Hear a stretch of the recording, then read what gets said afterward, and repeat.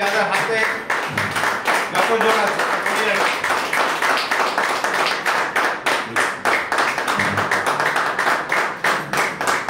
বলুন। Good morning. Good morning. তো খুব ভালো লাগে আজকে। তো স্যারের জন্য একটা জোরদার হাততালি। একটু হিস্ট্রি বলি। প্রথম দিন যেদিনকে স্যার আমার বাড়িতে গেছিল, তো যে ছেলেটা আমার বাড়িতে নিয়ে গেছিল স্যারকে, তার সঙ্গে আমার বন্ধু ঠিকই, কিন্তু তার সঙ্গে আমার খুব ক্লোজ ফ্রেন্ডশিপ ছিল না। তো ওই ঈদের খাওয়ার খেতে যাব, বন্ধু খোঁজ একটা, ঈদের খেতে যেতে হবে, সেই জন্য সেই সূত্রে ওর সঙ্গে আমার পরিচয়। তো ওই থেকে স্যারকে আমাকে ওর জন্য একটা আরেকবার হাততালি চেয়ে দিচ্ছি। ওর জন্যই আজকে এই সিস্টেমের স্যারের সঙ্গে আমার পরিচয়, হান্নান মন্ডল। তো ওর সঙ্গে পরিচয় না হলে হয়তো স্যারের সঙ্গেও পরিচয় হতো না। তো স্যার যেদিনটা প্রথম দিন গেছিল, বিশ্বাস করুন ওকে দেখে আমি ভেস্টিজ সিস্টেমে আসিনি। আমি ভেস্টিজ সিস্টেমে এসেছিলাম আমার স্যারকে দেখে। যেদিনকার উনি গেছিল আমি জিজ্ঞাসা করি, স্যার আপনি বাই প্রফেশন কি করেন? স্যার আমাকে বলেছিল যে আমি একজন টিচার। আমি আমার জার্নিটা শুরু করেছিলাম 700 টাকা স্যালারি থেকে, কিন্তু আমি তখন যে স্যালারিতে ছিলাম আমার মনে হচ্ছিল যে হ্যাঁ আমি এনাফ ইনকাম করি এবং এটা আমার জন্য যথেষ্ট, আমি যা করতে চাই আমার এটা দিয়ে সম্ভব। কিন্তু স্যার যখন আমাকে বোঝালেন, আমরা অনেক সময় ভাবি কি, অনেকে গিয়ে বলি যে রোজগার করার জন্য ভেস্টিজে আসুন। আমি কিন্তু রোজগার করার জন্য ভেস্টিজে আসিনি। স্যার আমাকে একটা গাড়ি দেখিয়েছিলেন, ভারনা গাড়ির ছবি দেখিয়েছিলেন। সেই ছবিটা দেখে আমি ইন্সপায়ার্ড হয়েছিলাম যে একজন টিচার যদি এত বড় এতটা সাহসের সঙ্গে বলতে পারে যে আমি একটা গাড়ি চড়বো, ভারনা গাড়ি চড়বো, সেই ইয়েটা নিয়ে এসেছিলাম। এবং দেখুন এখানে একটা কথা লেখা আছে, আমি অনেকক্ষণ ধরে এই কথাটা লিখছি, পড়ছিলাম যে if you can dream it you can do it. আপনি যদি স্বপ্ন দেখতে পারেন আপনি ওটা করতে পারবেন। এবং ওই স্বপ্নটা আমার মধ্যে জাগিয়েছিল আমার স্যার। কারণ আমি এর আগে পর্যন্ত বিশ্বাস করতাম না যে মানুষ এর থেকে বড় কিছু হতে পারে, কারণ আমি যা টাকা রোজগার করছিলাম সেটা আমার জন্য এনাফ মনে হচ্ছিল। স্যার আমার মধ্যে সেই বীজটা বপন করেছে যে স্বপ্ন দেখুন, ভেস্টিজে রোজগার করতে আসবেন না, স্বপ্নটাকে পূরণ করতে আসবেন। এবং আমিও বলছি যে ভেস্টিজে আসবেন যখন, স্বপ্নটাকে পূরণ করুন। এবং এই স্বপ্নটা পূরণ করার একমাত্র দায়ভার কিন্তু আপনার, দায়িত্ব কিন্তু আপনার স্বপ্ন অন্য কেউ পূরণ করে দেবেন।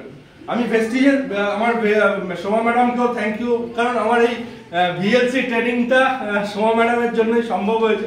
আমাকে উনি অনেকবার করে ফোর্স করেছে যে চলুন স্যার বলে আমাকে নিয়ে গেছে। ইভেন টিকিটটাও উনি কেটে দিয়েছে। আমি বলেছিলাম যে যাব না, কিন্তু ভিএলসিতে গিয়ে আমি বুঝতে পেরেছি যে কি ধরনের ভেস্টিজে কেন আসবেন সেটা বুঝতে পারবেন। সবাইকে বলবো ভিএলসি ট্রেনিংটা নেবেন, কারণ এখানে আমি কয়েকটা জিনিস বলি। সেটা হচ্ছে যে একটা সিম্পল কথা বলুন যে এখানে আপলাইন কারা কারা আছে, হাত তুলুন একটুখানি। ম্যাডাম আপলাইন নন, যারা যারা হাত তোলেননি, হাই স্যার আপনি আপলাইন নন, কারোর না কারোর তো আপলাইন। হ্যাঁ, আর এখানে ডাউনলাইন কারা কারা আছে? তাহলে এই টিমের মালিক কে? ঠিক, তাহলে আপনার টিমের এমডি আপনি এবার বুঝুন আপনার কোম্পানি আপনি কিভাবে চালাবেন। আপনার কোম্পানি আপনি কিভাবে চালাবেন সেটা ডিসাইড করবেন আপনি। এর থেকে বড় কিছু নেই। আপনাকে অন্য কেউ কোনো রকম ভাবে মোটিভেট করতে পারবে না। আপনাকে মোটিভেট করবেন কে? আপনি নিজে। আরে একটা জিনিস, একটা ছোট টেস্ট নেই স্যার। এখানে একটা জিনিস বলুন, এটা যদি কারোর কাছে কোনো খাতা থাকে, যদি লেখা সম্ভব হয়, আপনি বা মনে মনে ভাবুন, 3টে ইন্সপিরেশনাল আপনার লাইফে 3টে ইন্সপিরেশন হয়েছে এরকম মানুষের কথা ভাবুন। ভেবেছেন? কারা কারা 3টে ভেবে ফেলতে পেরেছেন? আপনি ম্যাডাম 3টে আপনার লাইফে খুব ইন্সপিরেশন, সেটা ভেস্টিজ সিস্টেমের কথা বলছি না, আপনার অল ওভার লাইফে 3জন ইন্সপিরেশনাল মানুষের কথা ভাবুন। ম্যাডাম ভেবেছেন 3জন? স্যার ভেবেছেন 3জন?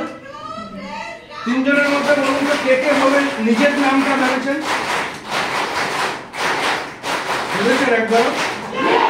কেন ভাবেন? কারণ আমরা নিজেরাই নিজেকে গুরুত্ব দেই। কি করি?